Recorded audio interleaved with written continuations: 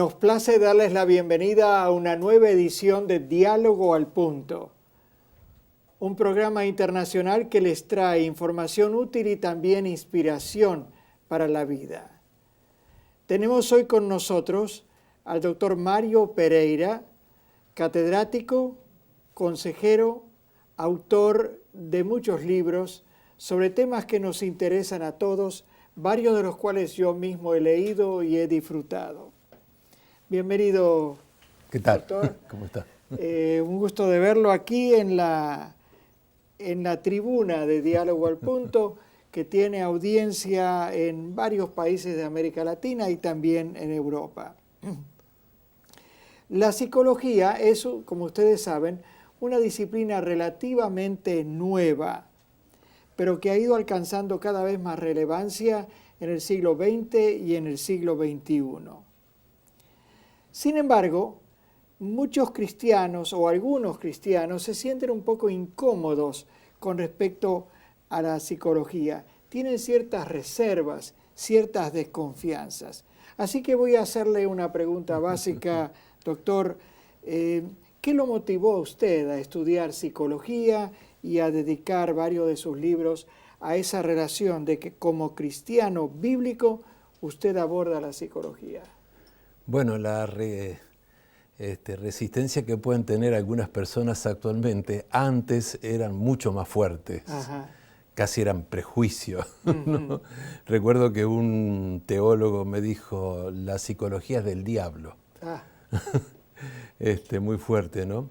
Bueno, fue un proceso, me interesaba la teología, la filosofía, empecé estudiando eso, fui docente de filosofía un tiempo y terminé teología también, pero me interesaba algo más práctico, más de trabajar directamente con la persona humana, y entonces eso me llevó a dedicarme más a la psicología y bueno, y he trabajado en la profesión como psicólogo clínico durante más de 30 años, del 80 hasta ahora, ¿cuánto vamos?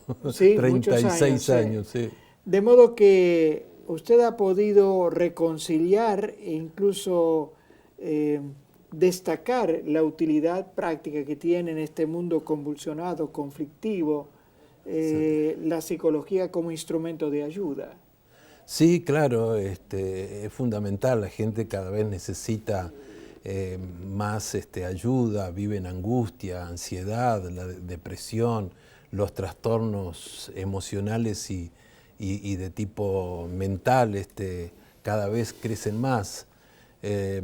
Sobre todo los trastornos de la ansiedad y del estado de ánimo son muy comunes. Más o menos una tercera parte de la población queda afectada de esto.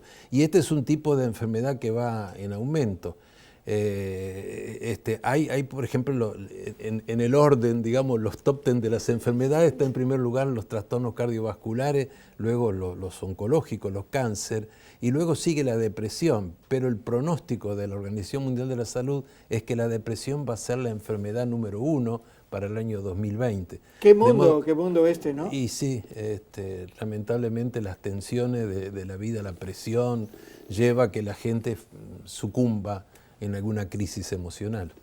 Sin embargo, me parece que alguna de las objeciones que ha habido por parte de los cristianos bíblicos ha sido alguna de las escuelas dentro de la psicología y la psiquiatría. ¿Habría Correcto. alguna precaución que tener Sí. como cristiano bíblico al evaluar las escuelas?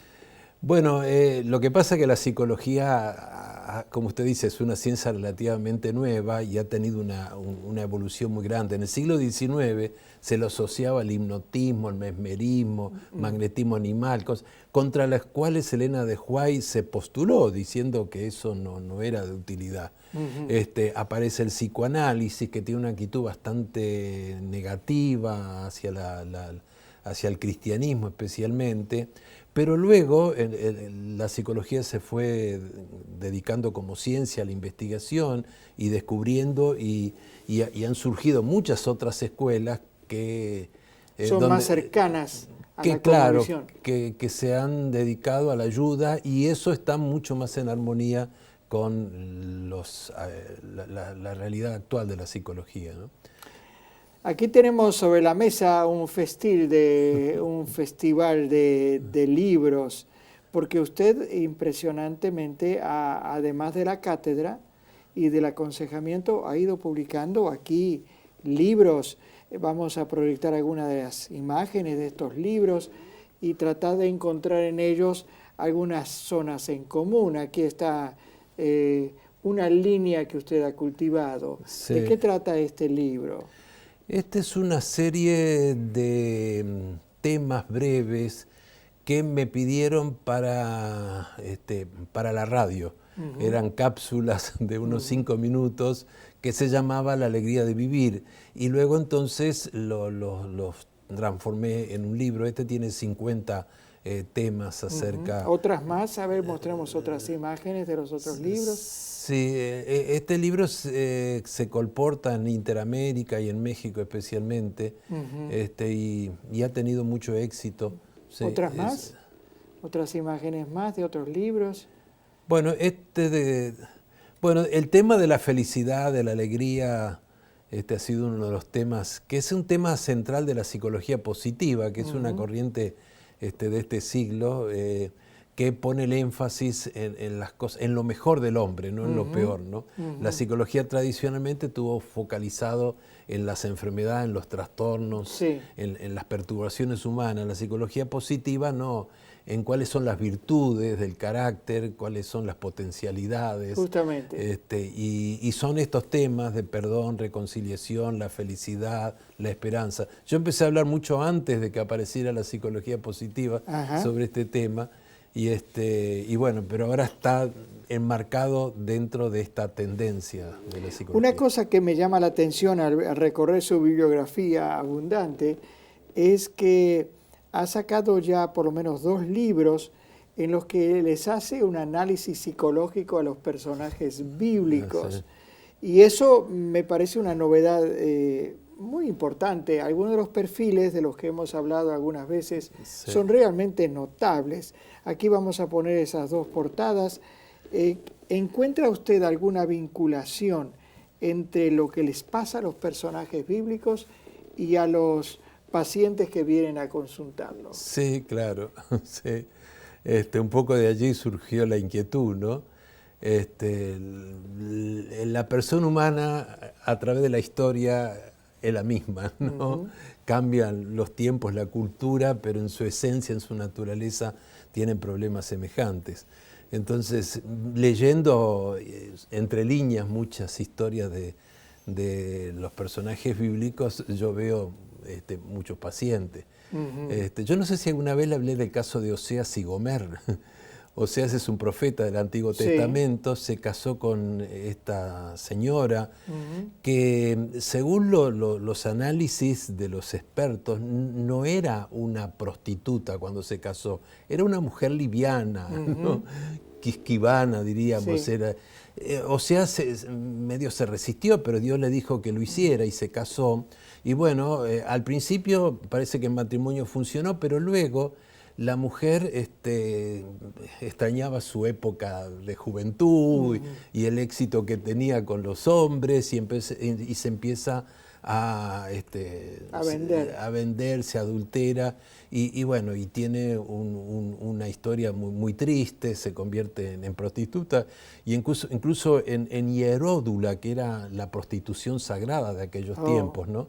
Y termina la historia en que ya cuando no servía la venden y Oseas la compra. No se sabe, él le ofrece otra vez que se convierta en su esposa, ¿no? La había comprado, ya era esclava, ¿no? Y no dice cómo termina la historia. Muchas historias bíblicas interesantes son de final inconcluso, esa es una de ellas, ¿no? Lo dejan pensando a uno de cómo Dios termina esa historia. Y Oseas se ve que era un hombre muy meticuloso, muy estricto, muy formal, que está dentro de las personalidades de carácter obsesivo. Y ella era una personalidad que tenía un perfil histérico y histeriforme.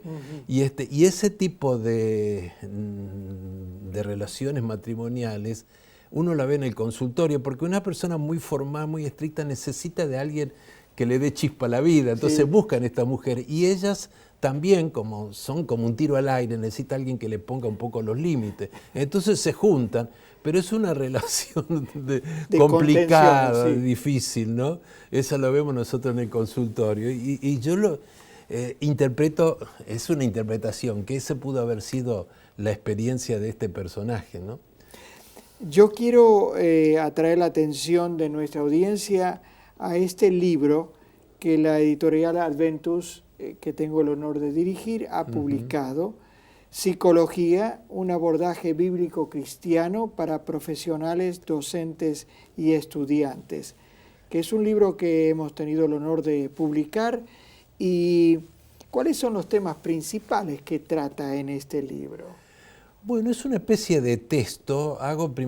Tiene dos partes el libro, una especie de historia de la psicología, las principales escuelas, corrientes, incluso algunas que son pseudopsicología, y a veces la gente se deja llevar por eso, y entonces un poco de orientación de lo que es una psicología que tiene fundamento científico, de otras que son pseudo, como la programación neurolingüística, cosas de la New Age, que en una época estuvo muy de moda.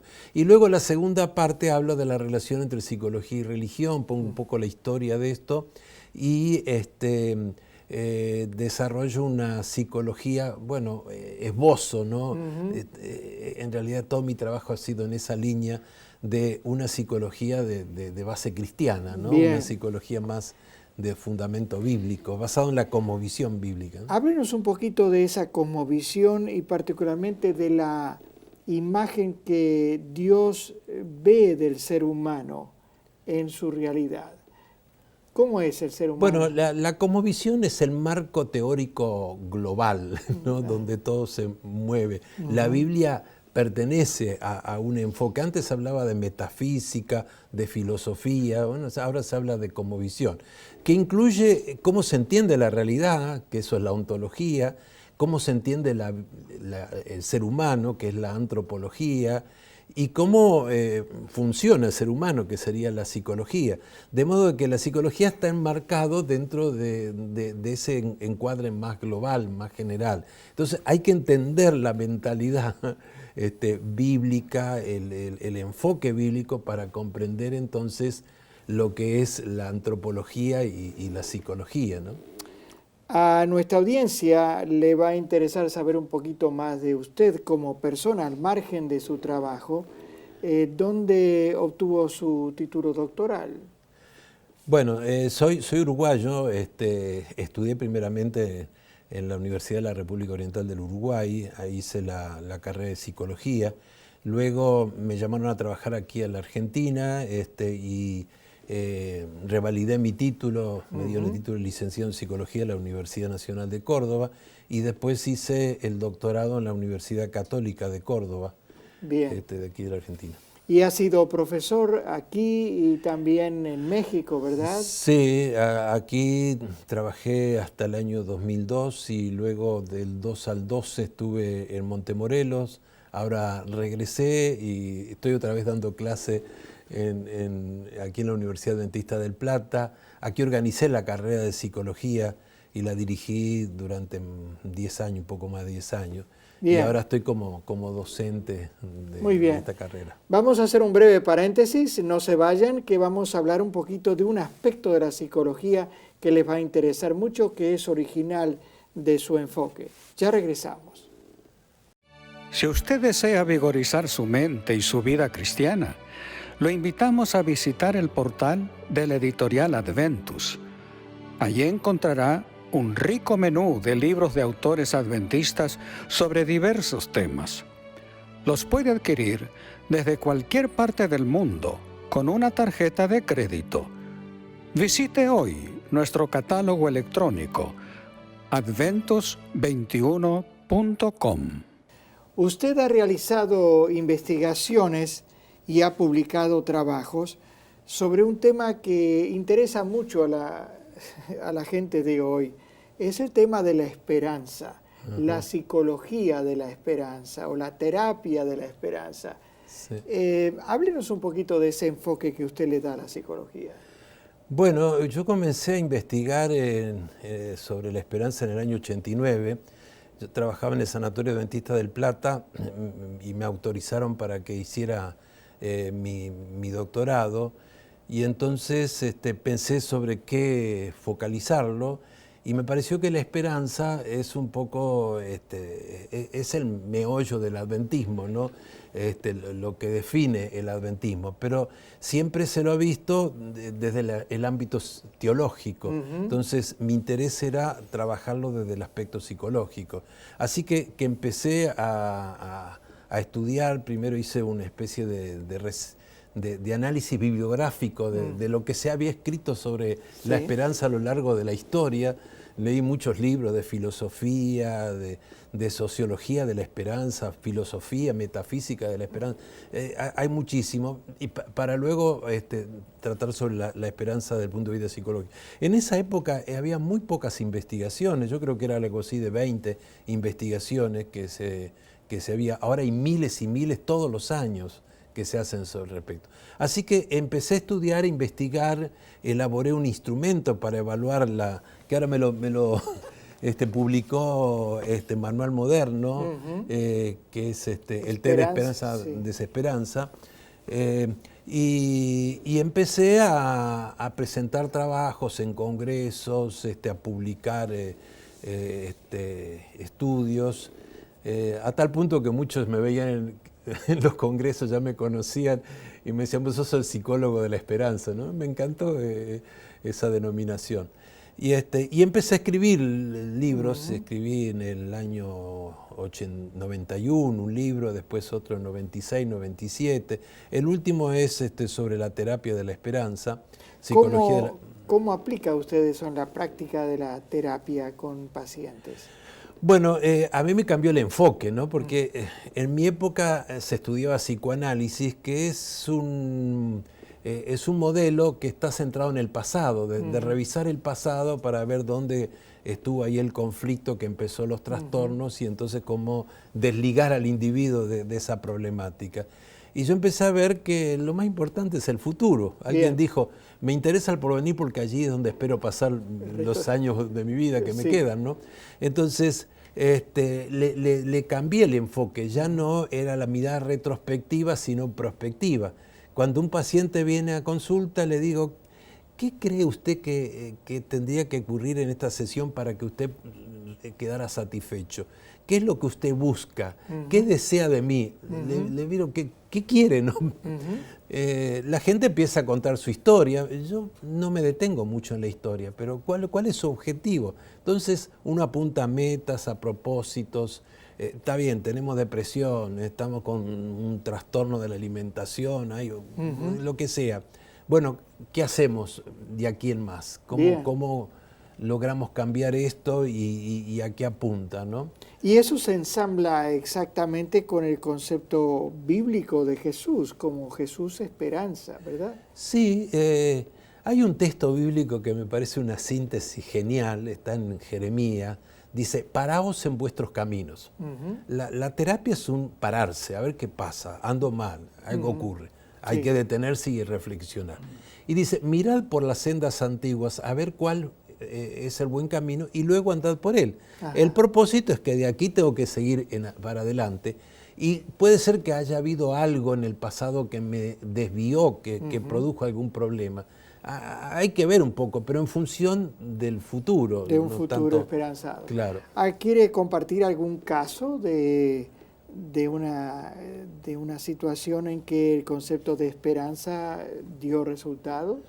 Bueno, hay muchísimos casos, ¿no? En este momento me acuerdo de una paciente que estoy atendiendo con un problema de depresión. El marido la dejó, se fue con su mejor amiga y fue un impacto muy grande.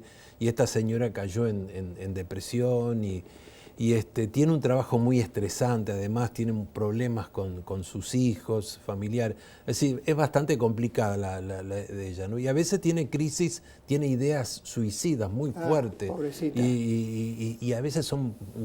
La última vez me dijo, hay una ruta acá, quiero tirarme, quiero salir corriendo, pensando en esto, ¿no? Y entonces, bueno, lo primero uno tiene que tranquilizarla, le hice unos ejercicios respiratorios, se tranquilizó y le hice ver que hay un futuro para ella, que no se termina la vida acá.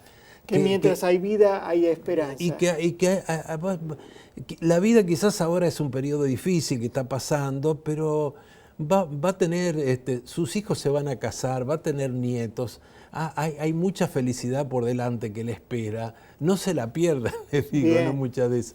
Y eso, un depresivo no ve futuro, claro, ve todo negro. Cuando sí, puede empezar a vislumbrar algo positivo, ahí empieza a cambiar, ¿no? Es la terapia. En nuestra audiencia hay jóvenes que tal vez están pensando en la psicología como una carrera de vida. ¿Qué les diría a estos jóvenes que están pensando en psicología? Y bueno, yo creo que es una carrera que tiene mucho futuro. Hay un estudio que hace en Estados Unidos de las carreras con más futuro, sí, y entre ellas está la psicología. Porque los problemas de la gente van a seguir y seguramente cada vez más. Entonces hay necesidad de profesionales que se dediquen a la salud mental. Ahora, si alguien estudia psicología, ¿cómo aplica? ¿A qué carreras se pueden conectar o aplicar esta especialidad de la psicología? Bueno, hay muchas líneas o aplicaciones. La American Psychological Association, que es la más importante de las organizaciones de psicólogos del mundo, la de Estados Unidos, tiene 55, 56 departamentos. Cada tanto van agregando nuevos, ¿no? Que son aplicaciones. Está obviamente la psicología clínica, psicología laboral, la psicología del niño. Hay una psicología de la mujer, de los gays, de los lesbianas. Hay una psicología dedicada a la industria, a la administración, a la publicidad. Es decir, hasta conocí en un congreso un señor que se dedicaba a la psicología antártica. ¡Qué sorpresa! Sí, porque la gente que va a la Antártida... también hablé una vez con un señor que era el presidente de la psicología aeronáutica. Decía que presentó un trabajo que la mayoría de los accidentes de avión son por fallas humanas, entonces es muy importante hacer una buena evaluación y además chequeo constante de claro. Si tienen trastornos, problemas, es un riesgo. Entonces, a Messi tiene un psicólogo y eso le ha ayudado a mantenerse, ¿no? Y seguir siendo como jugador de fútbol. Hay una psicología deportiva. Claro. Tenía una alumna que le encantaba eso, se ha dedicado a eso y es psicóloga de un cuadro de aquí de Santa Fe. Por eso las aplicaciones son increíbles, como la medicina, ¿no? Tiene o sea, un cristiano bíblico puede dedicarse a la psicología teniendo las precauciones que decíamos antes, utilizando la cosmovisión bíblico-cristiana que usted define en este libro y viendo el futuro de esta gente que nos interesa mucho como cristianos. Sí, por supuesto, ¿no?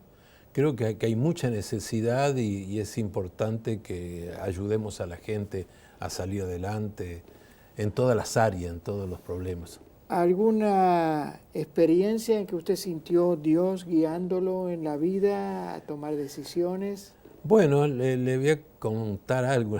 A ver. En el año 89, precisamente estaba leyendo la Biblia, quería saber en qué línea dedicarme. Le dije que finalmente había hecho por el lado de la esperanza.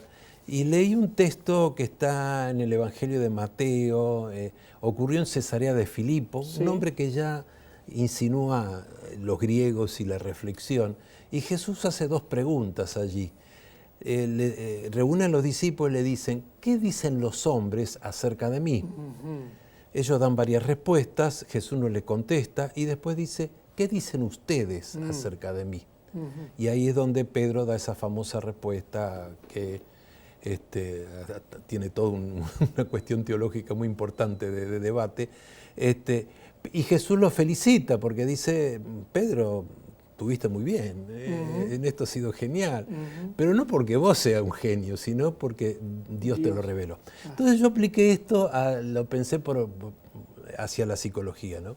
¿Qué dicen los hombres acerca de la psicología? Y esa es toda la historia de la psicología, las escuelas, las corrientes. En este libro precisamente y otro que he escrito sobre las corrientes psicológicas contemporáneas, veo lo que dicen, lo que se ha dicho acerca de la psicología. Es importante. Ninguna de esas respuestas de la psicología humana está de acuerdo con Dios, como ninguna estuvieron de acuerdo con la pregunta que Jesús hizo, sí. ¿No? Porque ninguna reconocía a Jesús como el Hijo de Dios y que iba a venir a cumplir una misión trascendente. La respuesta fue la de Pedro, la de encontrar en la revelación algo que diese explicación. Ahí es el tema de la cristología, ¿no? Pero en la psicología la respuesta sería el encontrar en la verdad bíblica la forma de vivir, sí, de que pueda entender la psicología aplicada a la realidad humana, ¿no? Muy interesante esto, sí. Doctor. Gracias por acompañarnos. Espero en el futuro seguir ahondando en esta bibliografía tan rica de tantos temas tan relevantes para la vida. Muchas gracias. A las órdenes. Muchas gracias por invitarme. Y a nuestra audiencia le recordamos que Diálogo al Punto vuelve y sobre todo que está centrada en la figura de Jesús. Cuando nuestra vida está centrada en Jesús, seguimos sus enseñanzas, podemos ser gente feliz en este mundo conflictivo, con chascos, pero con esperanza centrada en Dios hombre, nuestro Salvador Jesús, nuestro Rey que va a regresar. Muchas gracias y hasta la próxima edición de Diálogo al Punto.